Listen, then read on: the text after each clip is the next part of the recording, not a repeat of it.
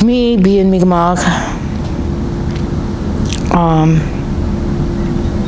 is about finding yourself. It's about being grounded and knowing those stories. It's about staying humble. It's about laughing, teasing, enjoying people in your company.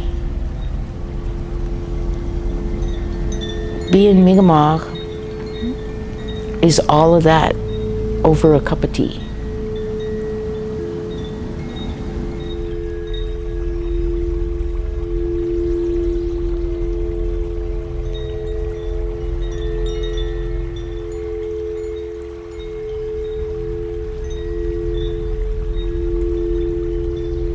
When I was growing up,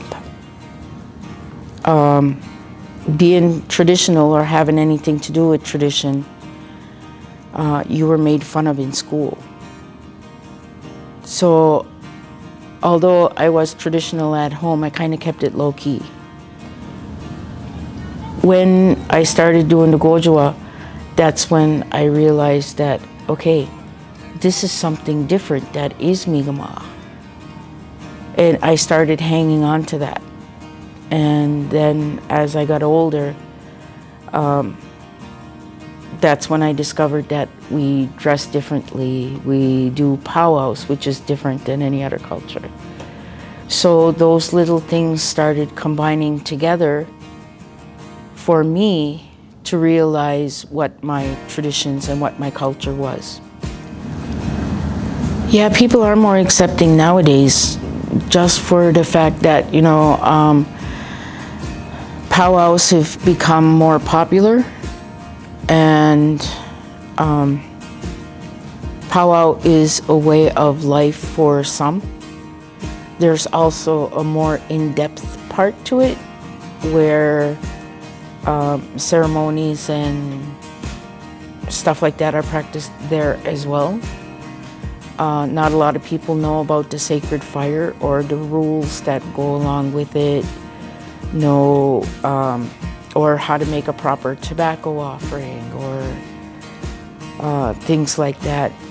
And where I grew up in this is something that I take very, very seriously, and I don't mind sharing with other people. So when I have an opportunity, because now I have grandkids, and it's important for me to make sure that my grandbabies know where they come from.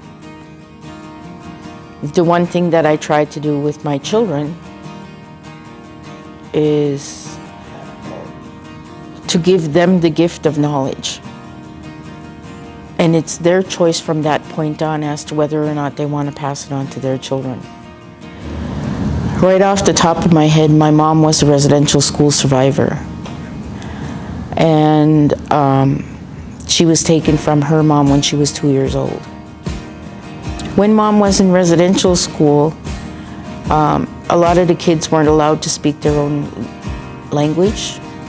So all she knew was English. She understood a little bit Mi'kmaq, but she didn't practice it, right? And as she got older and had kids, because I'm her oldest, it became more important to her that I knew where I came from, because she lost that.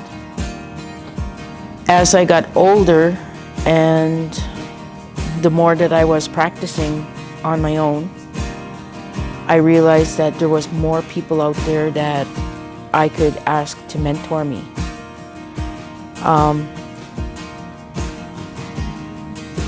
So I spoke to a lot of elders and traditional elders, knowledge keepers. And sitting there, even just having a cup of tea and talking to them, you learn a lot. As long as you have your ears and eyes open, if your heart is open, if your mind is open, you can learn a lot. There's not a greater honor in the world for me than to be Mi'kmaq.